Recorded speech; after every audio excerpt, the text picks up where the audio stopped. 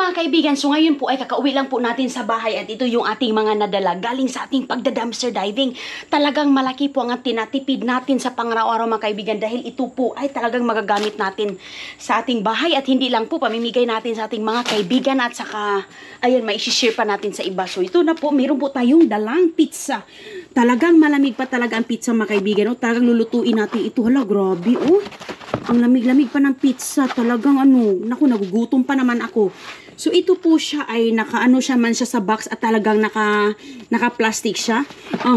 Wala po siyang problema kung makikita na po. Wala po siyang problema. Okay pa po yung kanyang expiration date.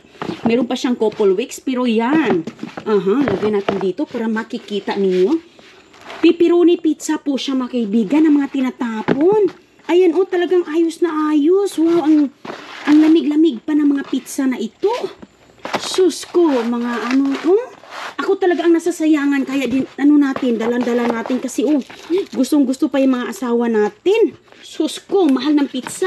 So ito kasi nasisira yung kanyang laman, yung kanyang loob dito, yung kanyang plastic ba, nasisira po yung kanyang plastic. So dyan ko lang nilagay. I mean, nakawala siyang box. Pero ito, na yung box niya, napunit yung box niya.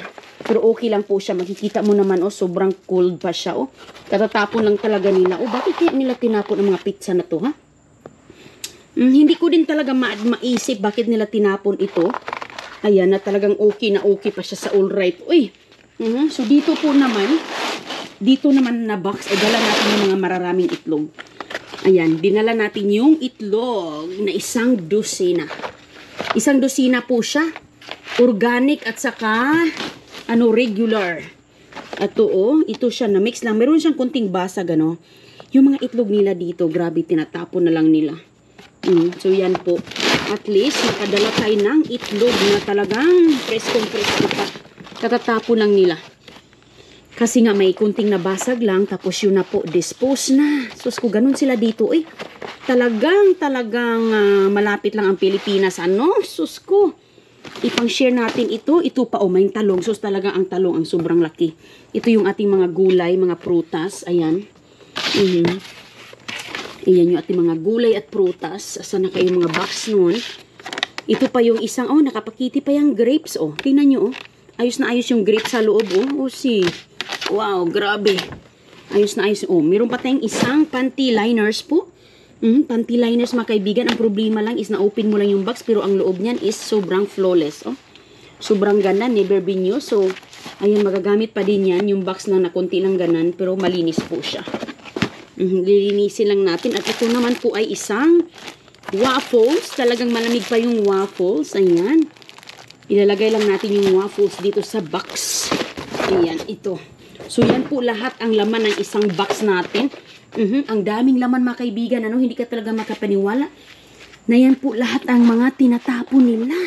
Sus ko, grabe. Ito pa sarap-sarap niyan. Spinach, Magata tayo. Lagyan natin ng spinach. Talaga, Healthy. Gaya sa malunggay. Ito pa. Hugasan lang natin yan lahat. Ito pa din mga tinapay. Ayan, mga tinapay. Dinala ko ito kahit na siya kasi nga mahirap hanapin yung ganitong color na mga papers. So, meron tayong isang prutas. Hindi ko kilala ito na prutas pero ang tawag niya is Kutol Muscadine Bronze Grapes. So, hindi ko siya alam. Never been try pa yan. Ito it's salad. Italian salad. Dinala din natin yung Italian salad. Ito naman is grapes. Ayan, mga grapes. Grabe, sobrang dami. Sobrang dami dito na box mga kaibigan. Wala, mga orange. Sus ko. Saan ka ba makita ng mga orange na ganyan? Tinatapon lang yung mga orange, mga talong. Sus ko, grabe ang talong. Sobrang tabachoy. Tabachoy yung talong nila dito mga kaibigan. Mahirap ito sa gangon. Mahirap ito. Ayan sobrang hirap niyan. Malaki. Sus ko.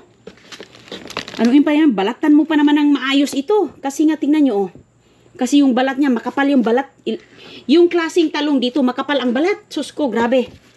Kaya kailangan mo talaga siyang kiskisin ng maayos. Kasi makunat. Makunat yung kanyang skin nito Sobrang grabing kakaiba yung talong na yan. Marami tayong mga onions. Ayan. Marami tayong stock. Ito, dinala ko lang talaga sobrang dami natin ng red potatoes. O talagang ayos na ayos ang red potatoes, mga kaibigan. Oh. Wow, ito pa oh. Linisin lang natin yung zucchini na yan. Naka-plastic siya. Ang dami nating mga orange tangerine ngayon. Wow. Sobrang dami nating mga tangerine sauce. Oh, ayan oh. Sus, nagbulalat ang ating mga prutas. Na talagang maayos pa ang mga tinatapon dito. Oh, mga kaibigan. Help save the food. Talaga tayo. Kasi ang hirap nito. Pagiging isang farmer na nag-provide nito para sa mga tao. Talagang mahirap yung kanilang trabaho at yun lang. Very easy lang nilang tinatapon. Kaya sobrang nakaka-emotion po. Hindi ko akalain na ganito ang mga tinatapon dito.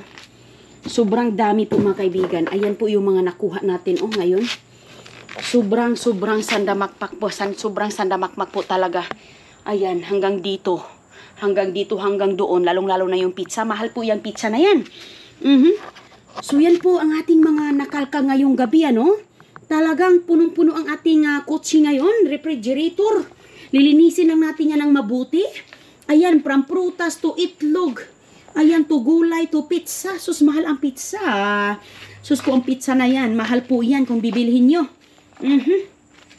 So yan po mga kaibigan ng ating dumpster diving. Like and share sa Facebook page ni Inday Roning at sa YouTube channel. Maraming salamat sa inyong laging pagsusuporta dahil marami pa tayong mga pagkain na ating i-save sa ating pagda-dumpster diving.